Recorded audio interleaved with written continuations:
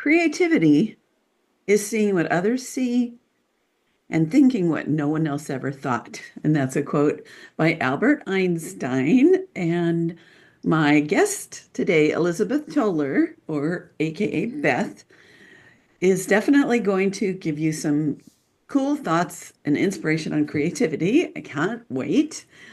Before we get started, I just want to welcome you again and remind you that lucydumascoaching.com is where you can learn more about what I'm up to. You can always find other podcast episodes as well as this one. And don't forget, I'm also on YouTube. So without further ado, let me introduce you to Elizabeth Toller. She's a fine art photographer. She's a PPA certified professional photographer. She lives in Santa Ana, California, which is close to Disneyland, or it is Disneyland. I can't remember. Is Santa Ana the actual city?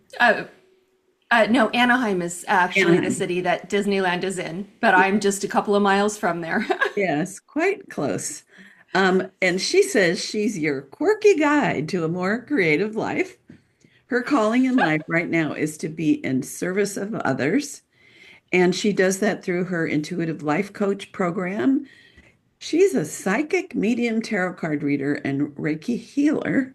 So we're going to be in the realm of sometimes we call it woo woo, I'm sure a little bit today, but also practical. And she's spoken on making creativity a lifestyle to elevate your life, your business, and your art, and raising your habits to become life rituals so you can glide through life and have time for creativity. And that sounds awesome to me right now. So, welcome. Would you rather I call you Beth or Thank you. Elizabeth? I've always called you Elizabeth, but what's your Either, preferred? whichever you're more comfortable with. Friends and family all call me Beth. Oh, well, I better switch to Beth then. Yes. All right. So, Beth, a little background, please, on how you got into photography slash creativity. I was born into a long line of artists, storytellers, musicians, visionaries. So creativity was always a part of my life. My family didn't just make things, it was creativity was just our way of being. Mm, And when I was about 10, my mother gave me a camera to take to summer camp, and I fell in love with it and eventually opened my own portrait studio. And then after the economy crashed and my mother was diagnosed with Parkinson's dementia, and I had a friend who died very suddenly, I lost all of my creativity. So I went on a journey to really define what creativity is for myself. And that led me into my more intuitive side and brought out all the woo woo stuff, as you call it. uh-huh. So you And weren't, that has really, I'm sorry. sorry. So you weren't like always I into, was, okay. I So, was, but it wasn't a side that I uh, really brought out in myself. I didn't really talk about it. I didn't really practice it until life kind of took a turn, and it was like, this is what you need to be doing with your life now. and how long have you been really focused on the coaching and the is there another word for woo woo? The metaphysical, The the metaphysical spirit, side of life. the more spiritual side of life. All right. About 10 years now, Hmm, I've been doing the intuitive coaching. cool. Um, Yes. so let's start with you mentioned that you help people with the power of personal projects as a Yes. strategy. Uh, so Yes. let's talk about that. I want to know how that elevates our life and our business and art, because that's what you are um, the queen of, we'll say. Yes. So let's talk about that a little bit. I talk about the concept of personal projects And the personal project is really life and how we can elevate our life so that we can be more creative in every day, not just in creating art, but living a more creative life so that we approach it from a more creative standpoint, a more creative perspective. If this is even, driving to the store, how you navigate the traffic in a more creative way to make life safer for yourself. In parenting your child, how you can come up with new and inventive ways to either discipline your child, encourage your child, so that they move forward in life as well, so that they can be a more creative individual. What's creativity to you? Do you have a definition? Creative Creativity is actually your intuition, your spirit, the who you are as a person. We are all creative beings, and we all have different ways of expressing who we are, and that is creativity to me. Hmm. So when I read, okay, I had it in my brain, The Artist Way. Yes, Um, Now, I discovered I was creative. I did not grow up in a creative family on paper. But when I think about the things that both my parents did that they wouldn't have said were creative, um, other than they both were musical, and that is so much yeah, creativity. But yes, actual physical art, my sister, who was older, started painting, and I was always the one, with the coloring book and different kinds of things. But I never knew I was an artist at heart. And when I read The Artist's Way, one of the things, I'm sure you know this, anybody that's read this, uh, she says that we're all creative. We're born creative. It's not like yes, there's some of us. So can you share like how can people who think, oh, I'm not really creative, I'm just practical. Like, can you share a little of yeah. your thoughts about all that? I love to use the example of my father. My father was a computer programmer, and he does not think he is creative at all. But he started programming computers in 1957 when Wow. computers had 2K of memory, not gigabytes, not kilobytes. We're talking kilobytes, not megabytes, not gigabytes, and anything. When it was 2 kilobytes, that man is one of the most creative people I have ever met in the way he thinks and designs programs because he was doing it when there was virtually no memory. So, So everybody is creative. I have a day job and I look at some of my coworkers and the way they approach their job. They are very creative people in the way they do their job that most people would think would be like really boring and basic. They do it in a very unique and creative way. mhm. Yeah, I'm just thinking that now there probably are other species that we could assign that to as well. Um, like I had this really smart cat. He was part Ath Athabascan, maybe. Okay, I'm forgetting. Anyway, super smart. And when I brushed my teeth, he would take his little paw and bend the water just for fun, just Mhm. just as play. So Yes, uh, even, probably roly bugs. I don't know why I thought of that, but I have a feeling that every living being has creativity. Do you think as yes. humans we have an extra abundance of it? I think we just show it in different and more unique ways than other species. Other species, I think, are using their creative skills to stay alive, Hmm. where we can use our creative skills to have more fulfillment, more joy in our lives. Right. So you're an intuitive life coach. So what kinds of things do you do with people? What kind of conversations, what kind of assignments do you give people to help bring out their creativity and how it can, as you say, elevate their lives and their business? I usually start with tarot readings so we can get to the heart of what is truly going on in their lives, Hmm. and find out where their blocks are. The tarot cards will give us that information on where their blocks are. And then with the Reiki healing, I can physically remove those blocks from them. And then there's always research projects for them to do, for whatever path they're on, whatever. I've got a client right now that she's really trying to figure out what her passion is. She is an accountant and has no passion to be an accountant. So we are working on finding what her passion is and what she wants to do for a career. So every session, there's then things that she's interested in, and she needs to go do the research on those to see really if this is something she practically wants to do for a career. So how can somebody who isn't with you getting tarot card readings and all of that, are there suggestions to my listeners on things that they can do in their life this weekend to unleash some creativity? Yes, the one thing is that we need to kind of streamline our lives with habits, routines, and rituals.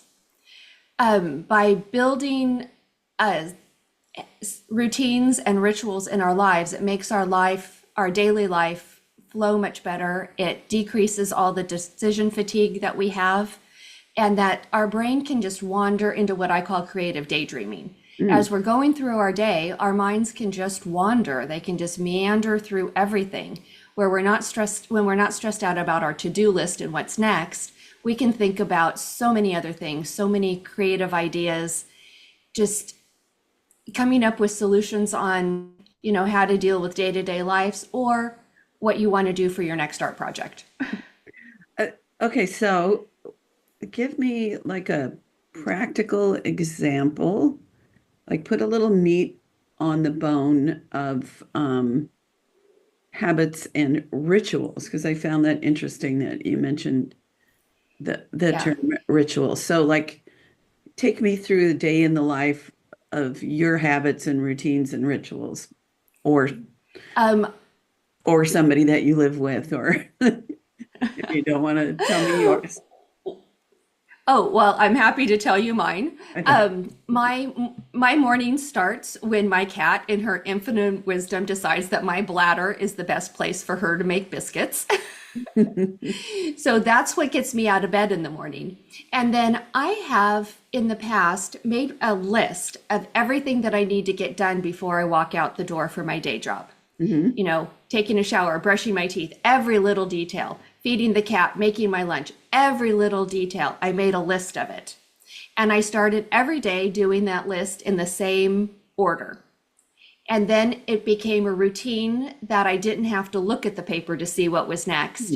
And now it's much more of a ritual of my day because the cat steps on my bladder, I get up and I do it. There is no thought process, there is no anything, it just happens. Hmm. And then I walk out the door for my day job and I drive to work. And then as soon as I sit down on my desk and clock in the morning, there's a whole nother ritual of how I go through my day.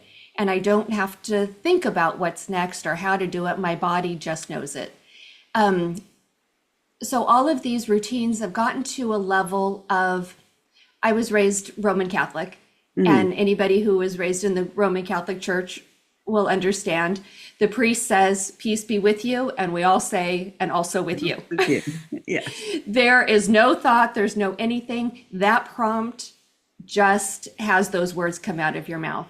And that's what happens when you raise life to the level of ritual, that there's a prompt where the cat steps on my bladder, Mhm. and I just do that ritual without any kind of thought process. It just happens. So it's funny because the other day I actually thought about what what are the things that I do and how do I do them when I first get up. Now, I will say I've started looking at my phone right away and I want to break that. But so, but and so. So I started counting like I I turn on the, well, first I take my thyroid pill if I haven't when I got up an hour earlier. Uh, and then I turn on the water, then I take my pill, then I get my toothbrush, then I step in, and the order of and the different ways, and I've discovered ways to um like wash my hair and clean my ears at the same, like just what you're saying, Yeah. step by step. Um, and like I definitely have created a morning ritual. I just didn't Yes. give it that title. And I'm thinking that maybe the reason we often get such great ideas in the shower is because we're doing our ritual, so we're not thinking about a million things, possibly. Does that Yes. kind of fit what you're talking Yes. about? That exactly fits. And what I am talking about is structuring your day so that you can be in that mindset all day long or the majority of the day. Hmm. That you're not thinking about the to-do list, you're not thinking about what's next in your life. It just all happens very smoothly and your brain can wander to all those places. So all day long, you're getting all of those magical ideas. Mm, I like that. And I think it must like okay. Speak, Lucy. So I start my morning when I sit down to have my coffee, doing Wordle and checking the paper. And if I'm on the fly where I have to just get up, make my coffee, but not sit down, and I haven't uh, done those two things, something feels a little off about the day. So is that what you're Yes. talking about? Because that's Yes. kind of a little jammed up. Yes. Yes. But by doing those things, you've got yourself into a better mindset for your day. Hmm. So being able to set it up, even if it is that if you know you've got to leave earlier in a day, that means you need to get up a little earlier so you can still go through that routine. You can still set up your mindset for the day. Got it. I have trouble doing that now. Getting up earlier. And I can get too caught up in my sitting ritual, checking the different things, and then the day goes by because it's fun and comfortable. But I must be Yes. doing creative things in there. So yeah, this is really getting me thinking a lot about a lot of things. So creative daydreaming. So that's what you're talking about. Yes. Um, Yes. like what does that do for you? What is that? How does it give you more time to live? Like what? Anyway, dumb question because you've already answered some. No, So I just want to go deeper with yeah. No, creative daydreaming. daydreaming really has you be present in the moment and time. And it gives you, by having all of these habits, you really gain time in your day without realizing it.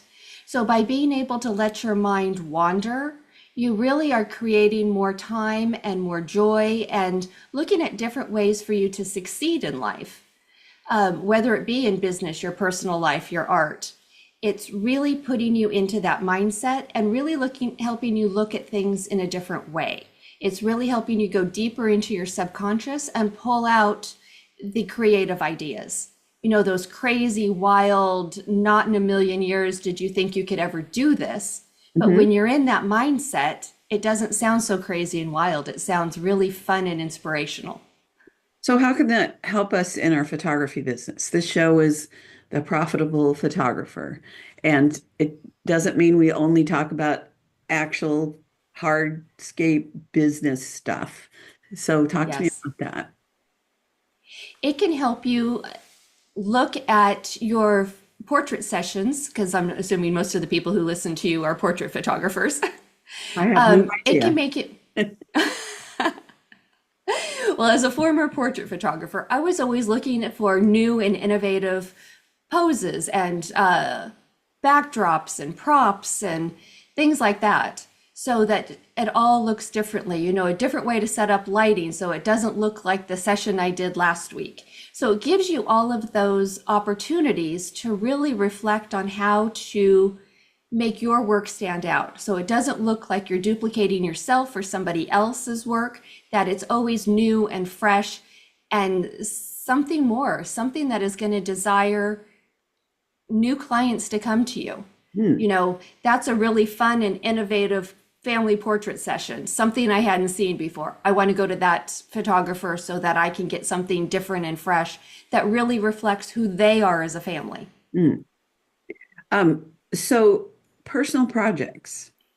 So Yes. can you share a story of somebody that created a personal project and how it ultimately expanded their life or their business in a way that was really powerful?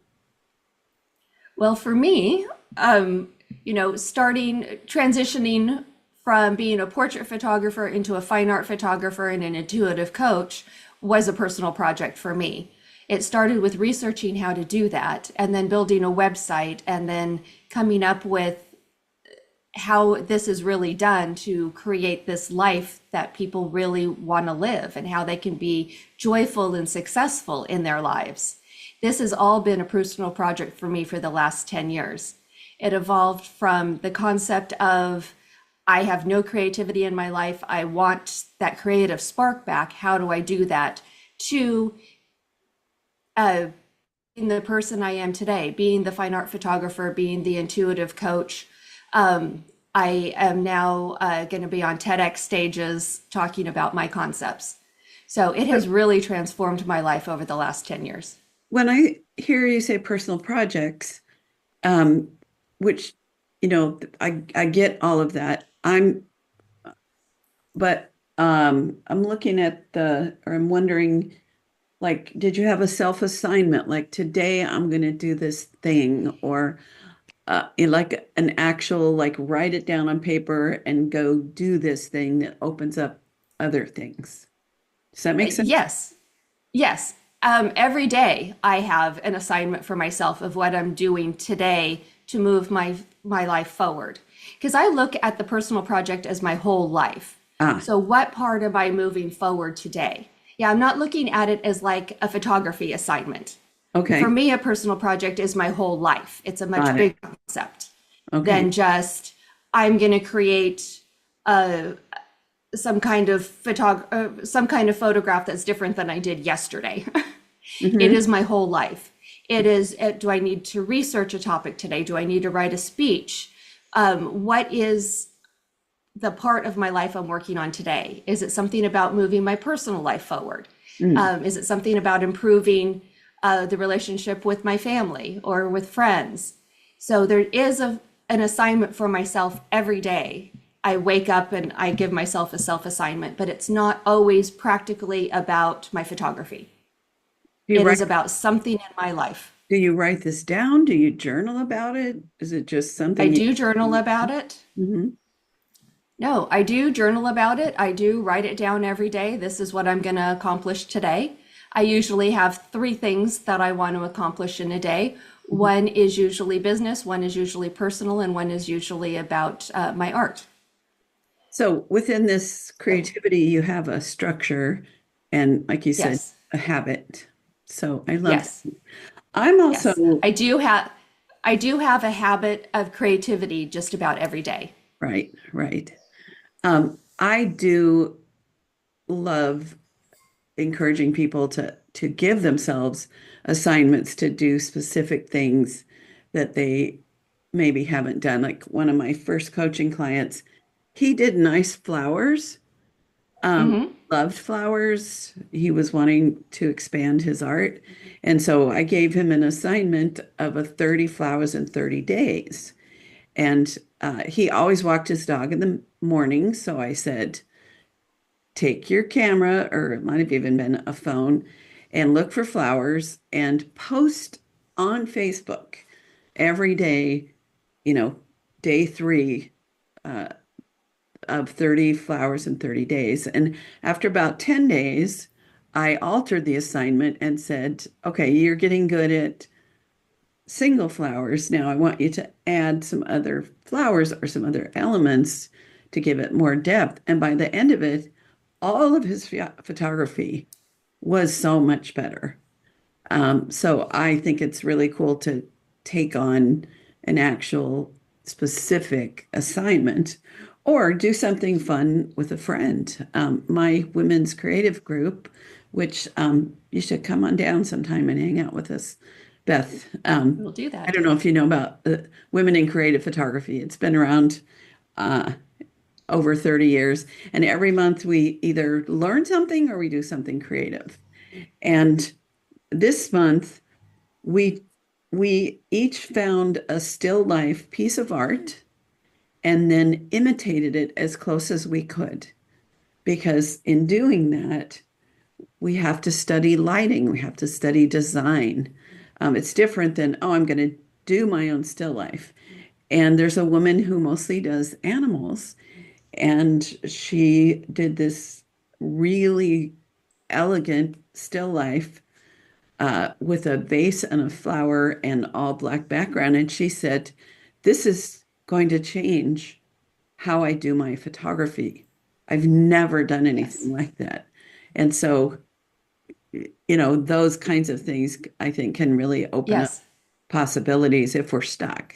Absolutely. Absolutely. Yeah. I do the same in my own because I am focused more on still lifes now. So Hmm. I have been, to learn about still lifes, have been recreating a lot of still lifes that I have seen in pictures so that I can learn those concepts. So I think that is a very valuable tool. Yeah. I the first time we did this in this group, I picked Imogene Cunningham has two calla lilies in black and white, and my calla lilies were in Yes. bloom. So being lazy, I was like, okay, I'm going to grab that, print this. And the education that I got trying to compose, to look at depth of field, Yes. where's the lighting, Yes. and I love what I came up with. It's reminiscent of hers, but you can't, especially with an organic item, you can't copy. Yes. And also the kind of Right. lighting that she used, don't know what it was, but it's not something we commonly use now because that image Right. is probably 70 years old, something like that. So yeah, Yes. fun stuff. Um, okay. Yeah, that is. I have really defined my still life project that I'm currently working on by recreating images that I've seen, and it really has given me that depth and new perspective of what I was trying to do with my still life collection. So you would have been the perfect person to come down and give us a little pep talk before we started if I had known this, Beth. Yes, Yeah. I would love to come down and meet your group, though. Yeah. You'll have to send me the details. Love to have you. Okay. What else? My notes are about the daily habits and creative dreaming. Can you give me more about creative dreaming or something? Um, Well, I've got three steps that I talk about usually in my talks. One is about creating time through habits, routines, and rituals. The second is learning to declutter your mind. okay, hold on. And the Hold third, on. Hold on. So three steps. Step one three is steps, the habits and ritual. habit, habit, routines, and rituals. Okay.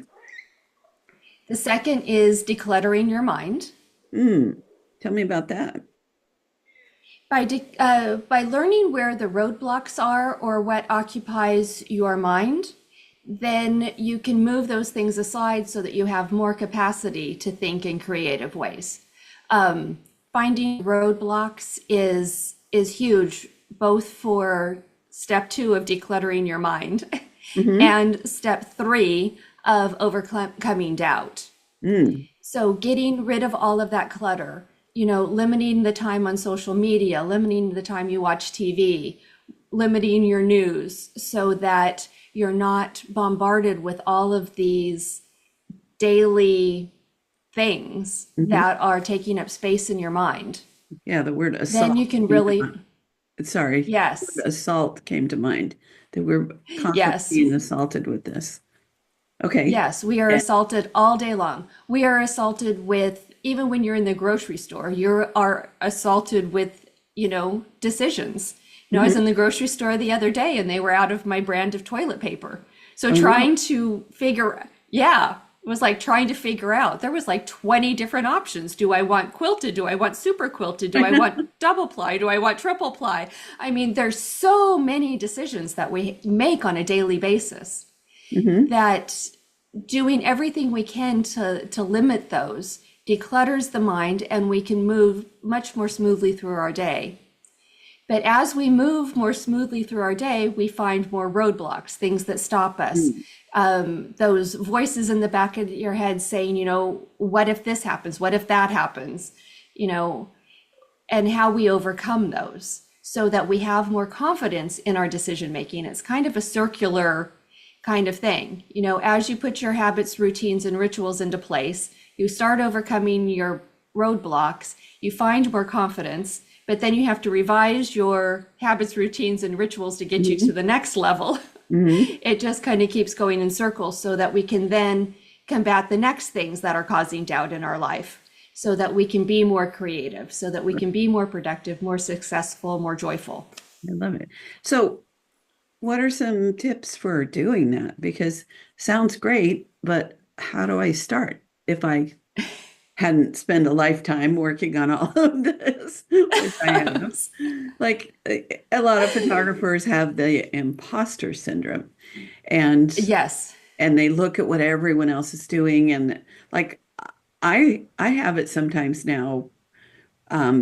I love seeing other people's work on Facebook, and there are times when I think, that's it. I really should just sell my cameras and stop saying I'm a photographer because, that is so something I would not even conceive of.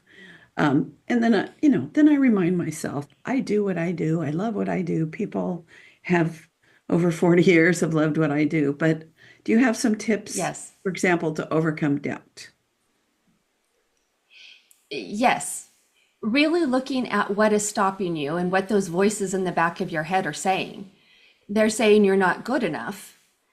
So, why is your work not good enough? Hmm. You need to shift that mindset from that fear of I'm not good enough, I'm not doing what everybody else is doing, to I'm not doing what everybody else is doing. And that's a really good thing because I'm going to attract different clients than they do. If Mm. I'm trying to compete if I'm doing exactly what they're doing and competing for their exact same client, then I'm not going to win. But if I'm doing something very different that is uniquely me, I'm going to attract the clients who are looking for that. Mm. I love that. So by creating their own style, their own ideas of what portraits are to be, then they're going to create the people. They're going to find their clientele. I love it. Second of all, to celebrate the tiny victories. I mean, I think we're trained to always look at like what's next, what's the next mountain we need to climb, instead of looking behind us and high-fiving ourselves for all of the mountains we've already climbed. We've already done all this stuff. We've learned how to use the camera, we've learned the lighting, we've learned the posing. We've done all of that. We need to celebrate that we know how to do that. And then what's next and how can we make that uniquely us?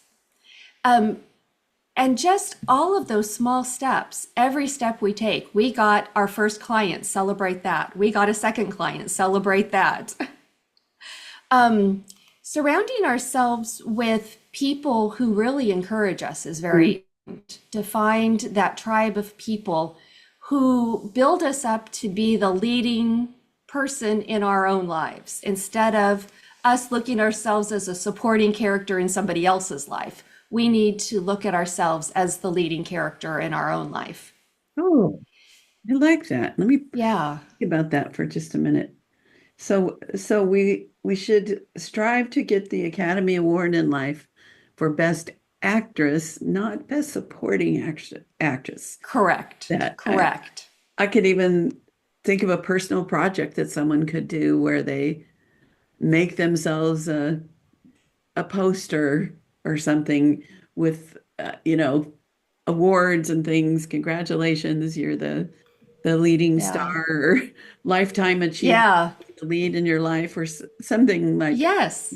tangible and fun to build Yes. up that awareness. Because I do think, especially women, I've never thought of this before, Beth, uh, in the way that you just put that, that Yes. we are often taught to be like behind every great man is a good man is a great woman. No, behind Yes. every great woman is a woman who decided to be great, right? Yes. Yeah, Right. And surround yourself with the people who celebrate that, that you have just gotten out of bed and put the clothes on and you're doing your life today. right, You right. need that group of, yeah, you need that group of people who think that you are the leading actor in your own life. I love that. And they're going to help you dream bigger and wilder and more ridiculous dreams. And the more we do that, the more confident we get. Another way is just really small steps. You know, today I'm going to do this little thing in my life. Hmm. Today I'm going to try, switching up my lighting. Instead of I always do Rembrandt lighting, today I'm going to do butterfly lighting on my clients and see how that works. I'm going to use some kind of crazy gel light on the black background instead of just having a solid background. Right. Just a tiny little thing. I remember when I had my portrait studio, I was obsessed with Caravaggio. And one Hmm. of my friends said to me one day, I had a pregnancy client coming in, and he said, why don't you try some Caravaggio lighting on her and see what happens? Boom. You blew Yeah, my boom. mind. It was a whole new. She started showing all of her friends, and everybody was coming in saying, we want this lighting, we want Awesome. this. Yeah, and it was just It just, oh, just sorry. one little thing. Yeah, I love that. Um, Yeah. yeah, my mind is a whir. So I want to go back to the surrounding ourselves with people that encourage us. Um, Yes. and that's where you and I know the value of coaching because I've been Yes. surprised at how many incredible photographers that I've coached or I've had uh, I do a strategy session with people often that have no idea how good they are. And that just having somebody say it to them um, Yes. that they trust, not their mom or something, Right. how much that opens things up. My Absolutely. personal story. Did you know Victor Avila? Have you been around long enough that you knew Yes, of him? So I knew. he was one of the most worldwide known educators in the PPA world. He had a premier studio in San Diego. Um, so I knew who he was when I started my business. And the first time Yes. did a bridal show, I was like, there's 35 other photographers. I'm nothing. What am I doing here? And I like just did my thing, put my pictures up, put on a smile, had some nice branding, and he walked by and he stood there and he looked at my work and he looked at me and he looked, all around and he said, "Who are you?" And I said my name and he said, I can't believe I've never heard of you because with work this good, I would think that I already knew about you. That just somebody encouraging me that was a mentor to thousands and thousands of people, Yes. acknowledging that I was already in year three doing Yes. work that was worthy of being known in San Diego. It changed Yes. everything. So finding those people that we trust with their opinion, Yes. to me is so powerful. And of course, an ongoing coaching relationship, Beth Yes. and I get to keep reminding you of who you are and giving you those Yes. opportunities to discover. Would you agree with that? Yes. Absolutely. Absolutely. Yeah. I think coaching is very important. And then also finding a group in addition to coaching Hmm. who supports you. Just in the little things. My best friend and I do a morning call 3 times a week where we recite our affirmations to one another. Mm. And during that call, she was Love like, it. "You don't sound too happy. Yeah, you're not sounding too happy today." And I'm like, I'm having a little bit of struggle about this or that. And she's like, and it's always, you're amazing. You're fabulous. You can do this. Hmm. Just that cheerleader, a couple of times a week when I'm feeling down, who's like, "No, here's the pom poms. Get going. You can do this." Yeah, yeah, I love that. Um, Yeah. One of the things that has been around for a long time, and the term has kind of been usurped, is a mastermind group. Yes. The original mastermind group of 5 or 6 people, Mm-hmm. that you have a regular meeting, and it's not always photographers, and you're not trying to give each other referrals, but it's Right. people that are committed to grow and encourage and support other people and share ideas, brainstorm. I love how in a true mastermind group, I might say, trying to figure out more ways to get my podcast out to Yes. more people. And because it's Yes. been more competitive, so it's harder to break Yes. into new territory. And then Correct. each other person in the group has like 3 minutes to give their ideas, and or total 7 minutes for me, with no Yes. back and forth conversation. And even if their ideas are either not things that I would do or things that would help, it gets that creativity in our brains going.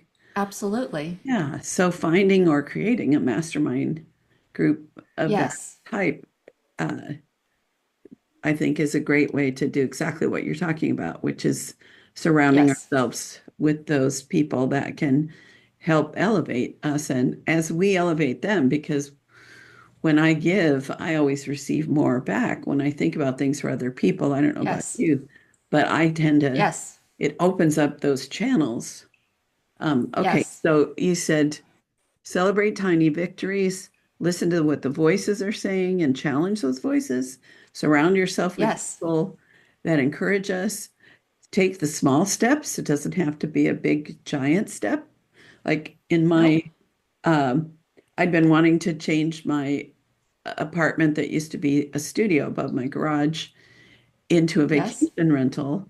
And at the time, and like it was overwhelming thinking about what to do. And I had a new coach at the time that she just asked the question, what's the first thing you need to know? And I needed to know if the gas would still work. And that appointment with the plumber and all of that got me Yep. thinking I should go electric, and why don't I get solar? And within a month and a half, I was renting out to people and they loved it. But it was that first Yes. question, what's the first thing? So that was Yes. that very small step that took a phone call It was. and 15 minutes with a plumber, and then Yep. then the dam burst. Yep. You took down that roadblock by making that phone call, Hmm. and it just all flowed into place. Yeah. And that happens a lot with all of our roadblocks, with all of our self doubts, all of the things that voice in the back of our head are saying that we can't do. It's like, but what if I just did this one little piece of it? Hmm. Then maybe the rest of it'll be okay. Yes. So we've And got, by doing that, sorry. oh, I was going to say, by doing that one little piece, it just opens everything up and you can see over that hurdle. Right, right. It's incredible, really. Um, Yes. Anything else on your list? We've got the four that I just listed on how how to move forward with all of this. Small No, steps, those, people, tiny yeah. victories, challenge the voice. So Yep. that's plenty. I love Yes. it. I love it. I love it. Yeah, I think Yeah. if people did a little inventory of like changes that have happened in their lives, what was the Yes, small step? Do you have a small step right. yourself that I know you said that the Caravaggio lighting, anything like the step, how you stepped from the portrait business to fine art? Was there something? Well, leaving the portrait world was not really a decision I made. It Right, was the economy and a lot of other external forces. right. But making this decision to be a fine art photographer and to work on this series of images that I woke up one day with this idea in my mind of a series of still lifes I needed to create. And it was just really the first, you know, cleaning out my dining room and making it a studio was probably the step. Yeah. Because I kept thinking about this series I wanted to do, and I'm like, but I have no place to do it. I need to go rent a Mhm. studio. I need to do this. It was just all so overwhelming. And one morning I woke up and looked at my dining room, and I'm like, I don't ever use it. Why can't that be my studio? So Yeah, by getting the lights out of the closet and setting them up in my dining room and saying it's no longer a dining room, it's my studio, I can do this. I love it. I love it. Um, Yes. Elizabeth, I love this conversation, and we're just about out of time. So I have uh, two questions, actually two and a half questions, or actually three. Okay. Okay, actually three. Okay, I know you have a gift. Um, Yes. and so what is it, and how do my listeners uh, sign up and receive this gift? The gift is a workbook on how to make creativity a lifestyle, and it outlines the steps that we've talked about today. Uh, Creating habits, routines, and rituals so you have more time in your life, how to declutter your mind, and then how to overcome doubt. So that workbook will be up on my website at elizabethtoller.com/profitable. I love it. Okay, and Yes. people want to get in touch with you or just see what you're up to. I'm assuming elizabethtoller.com is one place. elizabethtoller.com is one place. I'm on Facebook and Instagram at Elizabeth Toller Artist, Mm, okay, so they can find me on both those platforms. awesome. So the last question is just to give you a few moments to either share something that you'd be like, oh, I wish I'd have thought to say this, or I wish you'd asked me that question, or just your parting thoughts. So the floor is yours. Parting thoughts. So, just to dream bigger, really look at the small steps you can take every day to live a bigger dream. Because as we fulfill our potential as individuals, we inspire others to fulfill their potential. And as each person in the world starts fulfilling their potential and being who they're meant to be, that they came into this world to be, we're inspiring the others, and that just makes for a better, more joyful, happier world. Amen, sister. All right, so everyone stay tuned for my quickie wrap up. And Beth, I'm so excited and happy that you said, hey, I'd love to be on your show. I've got new programs that I want to get out into the world. And I'm sure you made Yes, some creative steps to put this all together. So yes, just want to say a big thanks, and I look forward to seeing you in person at some point. I'm so happy that yes. we're both in Southern California and have hung out in the same I rooms am too. here and there. So Yes, I'm very, very absolutely. grateful. Thank you. Thank you so much for responding to my email that said, hey, can I be on your podcast? Because this You're has welcome. been really lovely. I have enjoyed it so much. Good. Me too. I just love that conversation with Beth or Elizabeth so much. She brought up things in such a practical way that have given me lots of great ideas, creative ones, I'm sure. So let's see if I can do a little quickie. Number one, she talked about the importance of personal projects. We talked about that. and how it can elevate our life, our business, and our art. We talked about how we're all creative. So if you doubt it, doubt no more. And I found it very interesting that she talked about habits and rituals and how that frees our mind and our souls and our whatever, what are those muses to inspire us while we're having our habits and rituals. She talked about creative dreaming and and then she had 3 steps for unleashing all of this goodness. And one was, as we talked about, routine and ritual. 2 is decluttering our mind and finding roadblocks and clearing those out. And number 3 is overcoming doubt.